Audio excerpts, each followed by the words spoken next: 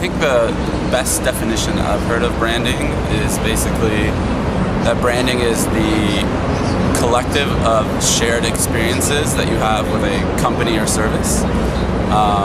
And in today's day and age, that means like you have a lot more, there's a lot more of those experiences, right? It's not just a commercial or when you buy the product. There's, you're having just, what people are saying about it online, your store experience, your,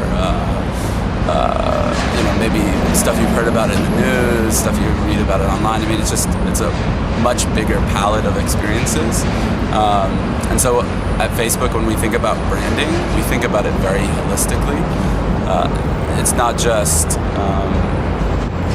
it's not just about visual design anymore, right? In fact, like we probably minimize the visual design and really focus to build our brand. It's all about creating great experiences, making sure that your friends' content comes through, making sure that you're finding the best content that you want, and that really is creating a good brand as opposed to like a great logo or a great visual aesthetic. The only thing I've learned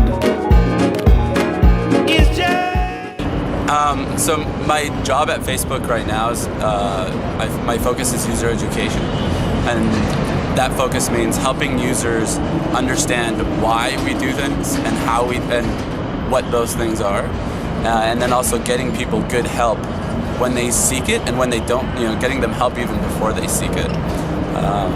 So it's a lot of getting hundreds of millions of people through a product launch, or when someone's stuck, how do we make sure that they have the right tools to do to find the information they're looking for.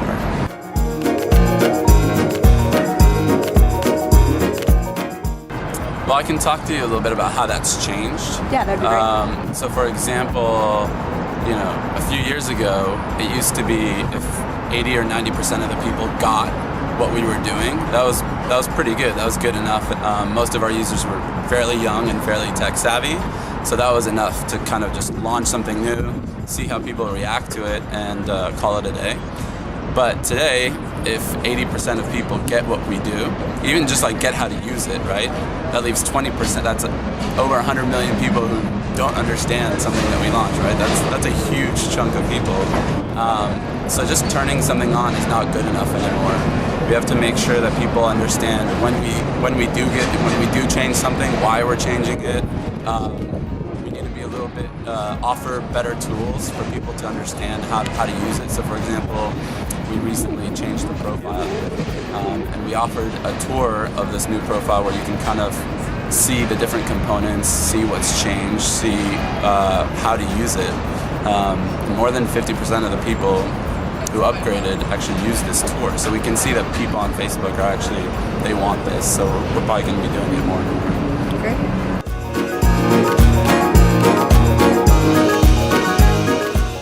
So the future of Facebook, imagine, this is how we think about it.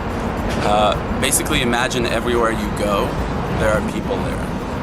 So right now Facebook is a website because, that's kind of what we've built and what we started doing, but in 5 or 10 years from now, you should be able to go to a hotel and check in and have them say, "Oh, hi Ben, how's it going? We know that you're not a big fan of noise, so we put you up in the top floor. When I turn on the TV, it's the channels that I love are first. When I pick up the phone, maybe the auto dial is of my best friends.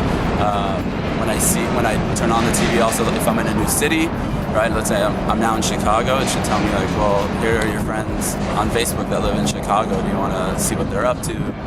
It should be this holistic experience where everywhere I go, my friends are with me. So that's really how we see the future of Facebook. How it becomes that, still remains to be seen. But we believe the world is better when experiences and your friends are there.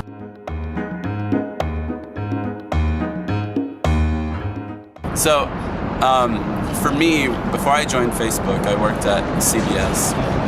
And one of the things I realized after about a year and a half of working at CBS was, while I love my job and I love the people working there, at the end of the day, I was helping people watch more television. And as a designer, I didn't get into design to get people to watch more TV. When I kind of did this gut check, I thought, I want to actually affect people in a meaningful and positive way. So when I think of working with great people, when I think of impacting the world positively, and when I think of a company that embraces all of that, there really isn't a better place than Facebook, right? So for a designer, I really think it's kind of this mecca of like really talented designers. You wake up every day knowing that you're building and helping shape something that hundreds of millions of people, including your friends and family, use to connect with each other. And that's it's such a core part of being human, right? We're not selling shoes, we're not selling pretty things, we're helping people like come together, and that's really meaningful.